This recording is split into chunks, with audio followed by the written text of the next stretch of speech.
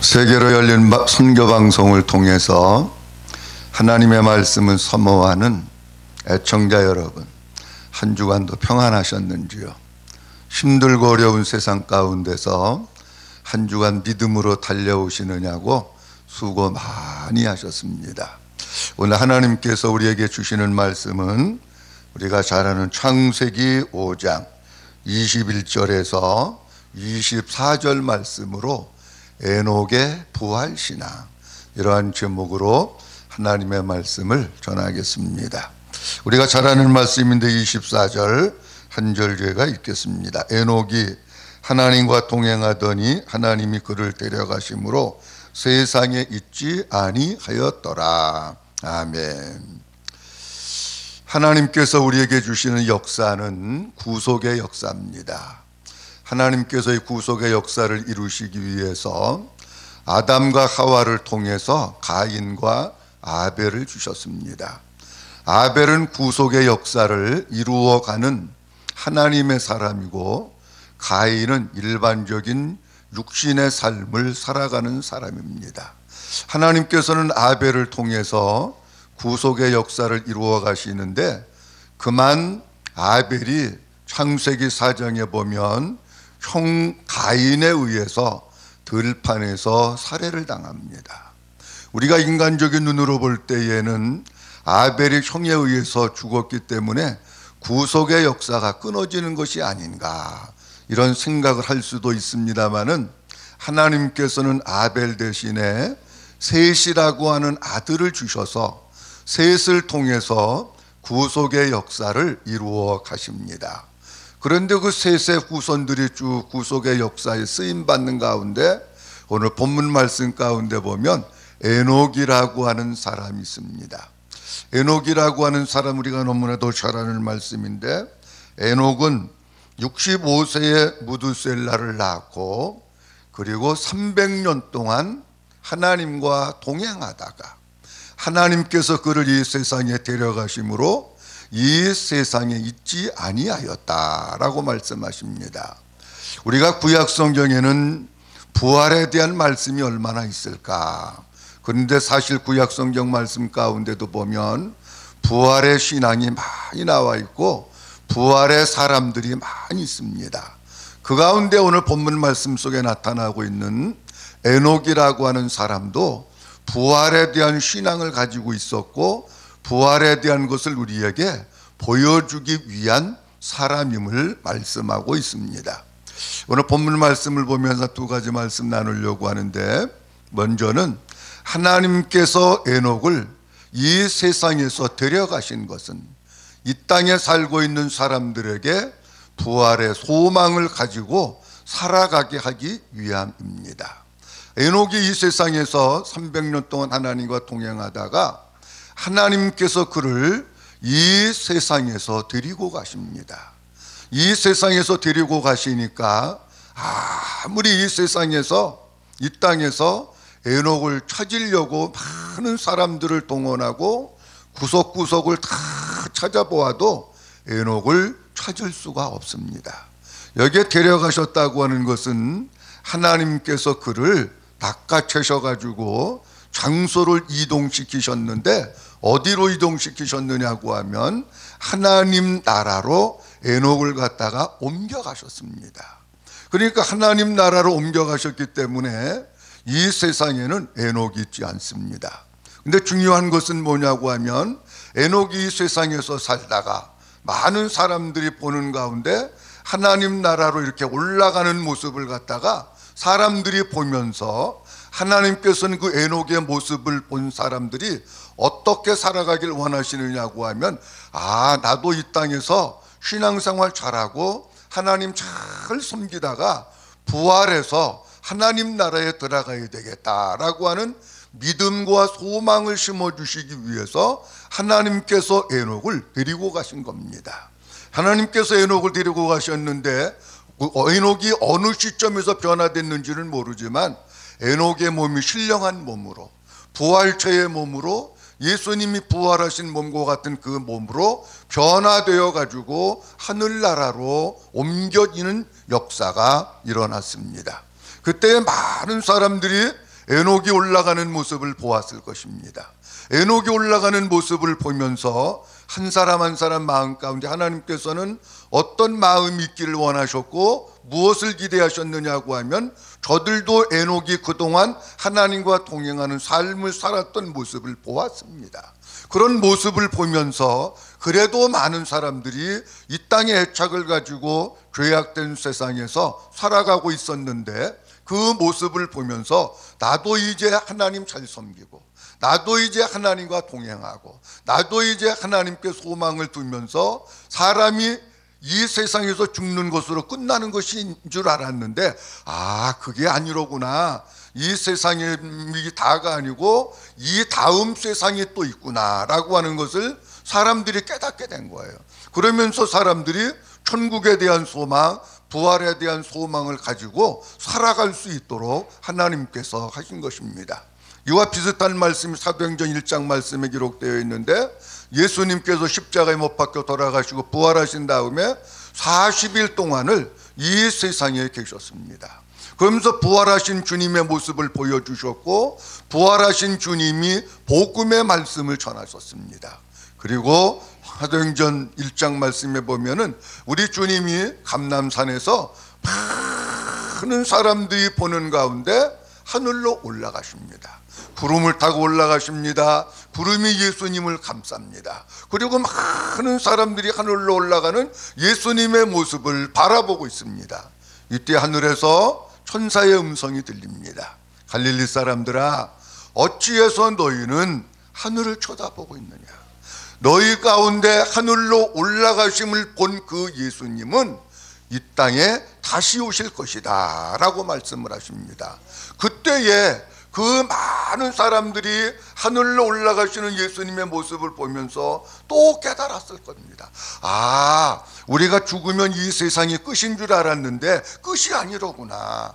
예수님도 부활하셔서 하늘나라로 올라가셨는데 천국이 있구나. 하나님 계신 곳이 있구나. 하늘나라가 있구나. 그것을 그 사람들이 깨닫고 우리도 이 땅에 살면서 부활의 소망을 가지고 믿음으로 하나님을 잘 경외해서 이 다음에 우리가 죽은 다음에도 내가 또 부활해서 하나님 나라에 들어가는 믿음의 사람이 되어야 되겠구나 라고 사람들이 결심하고 다짐하고 믿음으로 사는 역사가 그때 당시에 있었던 것입니다. 그런데 중요한 것은 뭐냐고 하면 우리 주님이 이 땅에 다시 강림하실 때에 우리가 부활하는데 어떤 사람이 부활하느냐?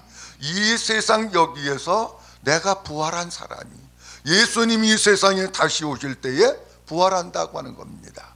우리는 부활이라고 생각하면 내가 이 다음에 죽고 예수님이 이 세상에 다시 강림하실 때에 부활한다고 생각을 합니다. 물론 그것도 맞습니다. 그런데 중요한 것은 뭐냐고 하면 이 땅 여기에서 우리가 살아갈 때 내가 부활해야 됩니다. 에베소서에 볼 것 같으면은 우리는 이미 허물과 죄로 죽은 사람들입니다.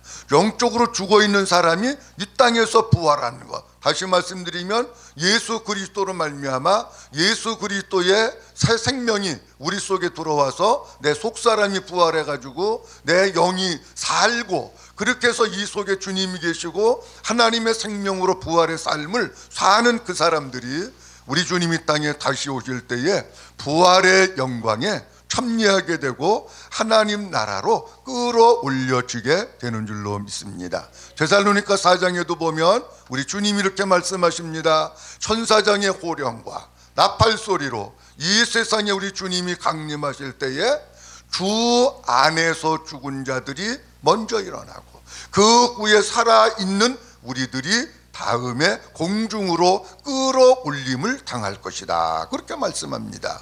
내가 올라가고 싶다고 해서 올라가는 게 아닙니다. 우리 주님께서 우리를 변화시키셔서 우리를 끌어올리시는 겁니다. 그래서 공중에서 주님을 영접하고 그리고 천년왕국에 들어가고 그리고 천년 동안 우리 주님과 더불어서 왕노릇 하게 되는 것입니다. 우리 속에 하나님의 생명을 가지고 살고 진짜 예수님이 우리의 소망이시고 믿음을 가지고 살아서 우리 주님이 땅에 오실 때에 우리도 부활해서 공중으로 들림받고 에녹을 통해서 우리에게 보여주신 부활의 신앙 우리 속에 날마다 가지고 있어서 부활의 신앙을 가지고 우리 앞에 어떤 역경과 어떤 어려움이 있다고 해도 당당하게 물리치고 극복하고 승리하는 우리 모두가 될 수 있기를 주님의 이름으로 축원합니다. 그 다음 또 하나 말씀드릴 것은 오늘 본문 말씀 속에 보면 에녹이 65세에 무두셀라를 낳고 300년 동안 하나님께 동행했다, 이런 말씀이 있습니다. 에녹에게 있어서는 뭐가 있느냐? 영적인 전환점이 있었다는 겁니다. 신앙생활에 영적인 터닝 포인트가 있었다는 겁니다. 우리가 부활의 영광에 참여하기 위해서는 어떻게 되느냐? 우리의 신앙생활에 영적인 터닝 포인트가 있어야 합니다. 영적인 전환점이 우리에게 필요합니다. 그런데 오늘 성경 말씀을 가만히 보면 에녹은 65세에 무두셀라를 낳고 300년 동안 하나님과 동행하더니, 그렇게 말씀합니다. 아니, 무두셀라를 낳는데 에녹이 70살에 낳았던지 80살에 낳았던지 50살에 낳았던지, 아니 그게 뭐가 중요한 거라고. 에녹이 65세에 무두셀라를 낳았다고 하는 것을 성경에 기록하고 있을까? 그런데요, 성경 말씀 가운데는 의미가 없이 하나도 그냥 기록된 것이 없습니다. 사람 이름 하나, 주명 하나, 몇 살 숫자 하나, 그 속에는 다 뭐가 있느냐고 하면 하나님의 의도가 있고 하나님의 뜻이 있는 겁니다. 사람 이름 하나를 지어줘도 그냥 지어주는 것이 아니라 그 사람의 이름이 그 사람의 인격이고 그 사람의 삶이고 그 사람의 신앙이고 그 사람의 일생입니다. 자, 그렇다고 할 것 같으면은 65세에 무두셀라를 낳았다라고 하는 것은 어떤 의미인가? 65라고 하는 숫자는 어떤 의미를 가지고 있느냐면 배도, 에브라임, 그런 의미를 가지고 있는 겁니다. 에브라임이라고 하는 사람은 북이스라엘 지파의 대표적인 사람인데, 이스라엘 나라가 북쪽 이스라엘 나라, 남쪽 유다로 나누어집니다. 근데 참 이상한 것은 남쪽 유다는 하나님을 섬기는 신앙의 물결이 그래도 계속해서 이렇게 흘러갑니다. 왕이 바뀌고 사람이 바뀌어도 하나님을 섬기는 사람들이 그래도 계속해서 나오는데, 북쪽 이스라엘은 하나님을 섬기는 것이 아니라 우상을 섬기는 왕들이 많이 나옵니다. 그 앞에 누가 있느냐? 에브라임이라고 하는 사람이 이스라엘 민족들이 하나님을 섬겨야 되는데 하나님을 배도하고 우상을 섬기는 역할을 한 사람이 에브라임이라고 하는 사람입니다. 그렇다고 할 것 같으면 이런 뜻입니다. 에녹이 65세에 무두셀라를 낳고 하나님과 동행했다고 하는 말씀은 에녹이 65세 이전까지는 신앙생활을 우리로 이야기하면 하기는 했습니다. 하기는 했는데 진짜 하나님의 생명으로 살고 하나님과 영적인 친밀한 교제를 나누면서 살지 못했다는 겁니다. 에녹의 아버지가 야렛입니다. 야렛이라고 하는 이름의 뜻은 강림하다, 내려오다, 그런 뜻입니다. 그런데 이 야렛 아버지로부터 에녹은 무슨 교육을 받았느냐고 하면, 이 야렛이라고 하는 사람은 재림하시는 예수 그리스도를 상징하는 사람이 야렛입니다. 에녹한테 아버지 야렛이 늘 얘기합니다. 우리가 이 세상에 사는 것은 여기서 끝나는 게 아니야. 우리 주님이 이 세상에 다시 오실 거야. 그렇기 때문에 이 세상에서 정말 주님만 바라보고 주님만 소망 삼고 믿음으로 우리가 살아야 돼. 그래야 그 예수님이 이 세상에 다시 오실 때에 우리가 부활해가지고 공중으로 끌어올려서 천년왕국에 들어가고 천국에 들어가는 거야. 아버지 야렛이라고 하는 사람이 예수 그리스도의 재림에 대한 것을 계속해서 얘기한 거예요. 그랬는데도 불구하고 65세까지는 뭐냐? 그게 그냥 지식으로 있었다는 거예요. 그냥 그게 지식으로만 있으면서 때로는 적당히 세상하고 나가서 살고 그냥 형식적인 신앙생활하고 그랬다고 하는 것을 우리들에게 보여주고 있는 겁니다. 우리 한국교회는 모태신앙을 가지고 계신 분들이 많습니다. 모태신앙이 좋은 점도 있습니다. 반대로 보면은 조금 덜 좋은 점도 있습니다. 모태신앙의 생활을 하고 계신 분들 얘기를 가만히 들어보면 다 그런 건 아니지만 어려서부터 태어나면서부터 선택의 여지가 없었습니다. 다른 애들은 다 그래서 놀러가도 부모님이 신앙생활 하니까 어쩔 수 없이 교회에 가고 계속해서 막 눌려당하고 율법 속에서 살고 그러다 보니까 이 속에 뭐가 많았느냐고 하면 눌림과 불만과 쌓임이 많습니다. 그러다가 보니까 어려서 부모님 그늘에 있을 때에는 부모님의 말씀을 들으면서 주일에 교회 가고 신앙생활하고 교회 가면서 앉았지만 진짜 마음은 거기 없는 거예요.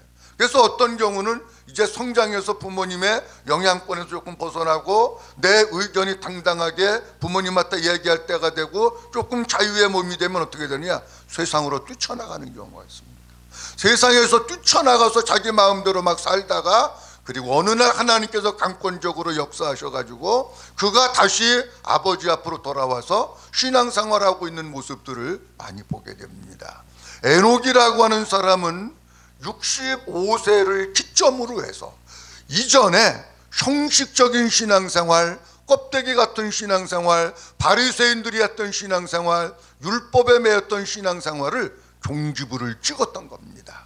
그리고 거기에 종지부를 찍고 영적인 터닝포인트를 마련하고 온전히 아버지가 나에게 가르쳐 주신 그 말씀을 마음속에 새기고 오직 믿음으로 살면서 에녹도 다른 사람들에게 누구를 가르쳤느냐? 다시 오실 예수 그리스도를 가르친 거예요. 에녹이라고 하는 이름의 뜻은 훈련하다, 가르치다, 그런 이름의 뜻을 가지고 있습니다. 그러니까 아버지 야렛으로부터 받은 예수 그리스도의 재림 신앙을 사람들에게 자꾸 가르치면서 훈련하면서 내가 그렇게 살면서 주님만 소망 삼으면서 그렇게 살았던 겁니다. 우리의 신앙생활에도 뭐가 있어야 되느냐? 영적인 터닝 포인트가 있어야 됩니다. 교회는 그냥 나오는데 어저께가 그날이고 10년 지나도 똑같고 20년 지나도 똑같고 30년 지나도 똑같은 이유는 뭐냐? 영적 전환점이 없었기 때문에 그런 겁니다. 근데 성경에 나오는 모든 사람들의 모습을 보면 영적 전환점이 있습니다. 어떤 사람들은 영적 큰 전환점이 한 번 있는 사람도 있고 어떤 사람은 두 번 있는 사람도 있고 사람들마다 조금씩 틀립니다. 우리가 잘 아는 대로 사울이라고 하는 사람은 다메섹에서 예수 그리스도를 만난 것이 영적 전환점입니다. 영적 터닝 포인트인데 다메섹에서 예수 그리스도를 만나기 전까지는 굉장히 잔인한 사람이었었고요, 율법적인 사람이었었고 예수 믿는 사람들 핍박하고 교회를 허무는 사람이었습니다. 스데반이 돌에 맞아 죽었을 때에 찬성 투표를 하면서 스데반이 죽는 것을 마땅히 여기고 스데반이 죽는 것을 굉장히 깨소금같이 여겼던 사람이 누구냐? 그 사람이 사울이라고 하는 사람입니다. 그런데 하나님께서 사울이라고 하는 사람을 다메섹에서 부르시고 예수님이 그에게 나타나셔가지고 사울아 사울아 내가 어찌하여 나를 핍박하느냐, 그 음성을 듣고 사울이 거기서 꼬꾸라집니다. 그리고 바로 뒤에 말씀해 볼 것 같으면 사울이 이제 음식을 먹고 기운을 차리고 난 뒤에 즉시 일어나 그 땅에 가서 내가 핍박하던 그 예수, 여러분 예수님이 그리스도입니다. 예수님이 하나님의 아들입니다. 예수님이 메시아입니다. 예수 믿어야 구원받습니다. 그 복음을 바울로 변해서 그가 계속해서 복음을 전합니다. 그리고 선교의 역할을 하고 교회를 세우고 많은 영혼들을 세우는 역할을 합니다. 사울에게 있어서 터닝 포인트는 어디냐? 다메섹이라고 하는 것입니다. 그리고 삭개오의 터닝 포인트는 어디냐? 삭개오는 돌무화과 나무 위입니다. 돌무화과 나무 이전에는 어떤 삶을 살았느냐? 동족의 피를 빨아먹고 사는 빈대와 같았던 사람입니다. 다른 사람의 것을 도둑질하고 다른 사람의 것을 착취하면서 그것으로 내 부를 채웠던 사람이 누구냐? 그가 삭개오라고 하는 사람입니다. 그래서 삭개오를 소개할 때 이렇게 소개합니다. 삭개오는 부자요 세리장이다, 이렇게 얘기합니다. 부자요 세리장이라고 하는 것을 주님이 그냥 말씀하시는 게 아니고 삭개오가 누리고 있던 부는 뭐를 통해서 온 것을 말씀하고 있느냐고 하면 세리장이라고 하는 권력, 세리장이라고 하는 그 직책, 그걸로 인해서 부를 자기가 누렸던 것을, 그러니까 많은 사람들의 돈을 부당한 방법으로 착취해서 내 거를 만들었는데 돌무화과 나무에서 예수님을 만나고 난 뒤에 삭개오의 인생의 터닝 포인트가 찍힌 거예요. 영적 전환점이 찍혀가지고 내가 누구 것을 토색한 일이 있으면 주님 4배나 갚겠습니다. 그러면서 삭개오가 완전히 변화가 됩니다. 우리가 예수님의 제자 가운데 보면 베드로라고 하는 제자가 있습니다. 우리가 베드로를 예수님의 수제자라고 그러고 진짜 예수님을 위해서 많이 헌신하고 예수님 가까이서 예수님을 모셨던 사람이 베드로인데, 베드로도 보면은 두 번의 큰 영적 전환점이 있습니다. 한 번은 어디냐? 갈릴리 바다입니다. 갈릴리 바다에서 예수님께서 고기 잡는 베드로를 보시고 나를 따라오너라, 내가 너로 하여금 사람을 낚는 어부가 되게 할 것이다. 이 말씀을 듣는 순간 베드로는 배와 그물을 버려두고 예수님을 따릅니다. 그리고 예수님을 따르면서 예수님을 돕고 복음 사역에 동참을 합니다. 그런데 이 역사가 쭉 진행되다가 예수님께서 십자가에 못 박혀 죽으시고, 그리고 난 뒤에 사도행전 1장에 볼 것 같으면은 1장 2장에 볼 것 같으면은 베드로를 비롯해서 120문도가 다락방에 모여가지고 성령 받기를 위해서 오로지 기도하는 일에 힘쓸 때, 오순절 날에 하늘문이 열리면서 불의 같이 갈라지는 것이 저희 각 사람에 임하고 저희가 다 성령의 충만함을 받을 때, 베드로가 그때 성령 충만함을 받고 베드로가 완전히 변화됩니다.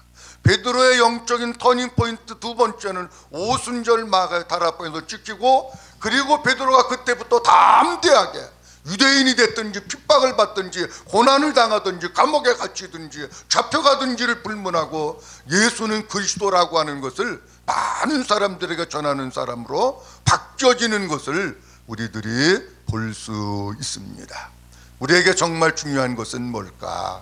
부활신앙입니다. 부활신앙이 우리에게 있어야 되는데, 오늘은 에녹을 통해서 부활신앙에 대한 모습을 봤습니다. 하나님께서 에녹을 이 땅에서 데려가심으로 말미암아 우리들에게 부활의 신앙을 가지고 살라고 하는 소망을 주시기 위해서 하나님께서 에녹을 데리고 가셨습니다. 에녹이 그렇게 데려감을 당한 것은 어디에 있었느냐? 65세의 영적인 터닝 포인트를 찍고 이전의 삶을 청산하고 그때부터 아버지 야렛으로부터 받은 예수 그리스도의 재림신앙으로 무장하고 많은 사람들에게 이 복음을 전함으로 말미암아 온전히 하나님께 헌신된 삶을 살았던 사람이 누구냐? 에녹입니다.